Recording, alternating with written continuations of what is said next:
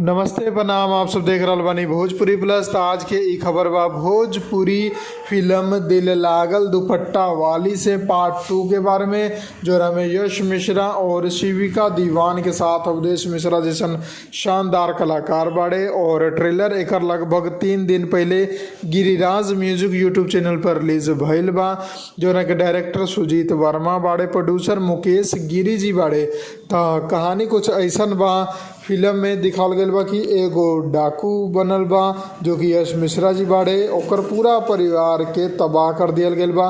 तो ओकरे स्टोरी आप लोगन के में देखे के मिली कि के तरह जब उ एगो लड़की के प्यार में पड़ जाला, तब जो लड़की के घर वाला सब होला ओकरा से प्यार के बहाना से ही धोखे से ओकरा पूरा परिवार के हत्या कर देवेले, तो ओकरा जेल में फंसा देवेले, ओकरा आतंकवादी घोषित कर देवेले।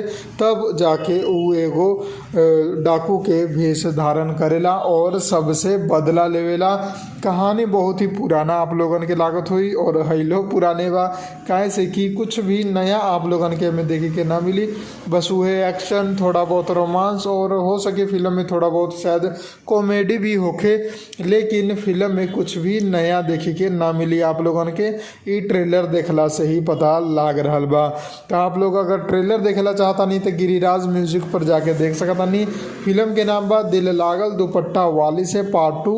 यश मिश्रा बाड़े, अवधेश मिश्रा बाड़े, अयाज खान बाड़े, हीरोइन में शिविका दीवान बाड़ी और भी अनेकों कलाकार बाड़े, जो कि आप लोगन के हर फिल्म में एंटरटेन करेले।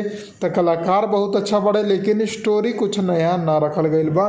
तो आप लोग भी अपन रिव्यू ए पर दे सकता नहीं नीचे कमेंट बॉक्स में। हमार जो रिव्यू रहे वो आप लोगन के बता देनी। अगर रिव्यू पसंद आयल बा तो वीडियो को लाइक करी, ज़्यादा से ज़्यादा शेयर करी और चैनल के सब्सक्राइब करके बेल आइकन जरूर दबा दें। भोजपुरी के सारा अपडेट ट्रेलर के रिव्यूज़ आप लोगन के हम देते रहम भविष्य में भी। जय हिंद, जय भोजपुरी, प्रणाम।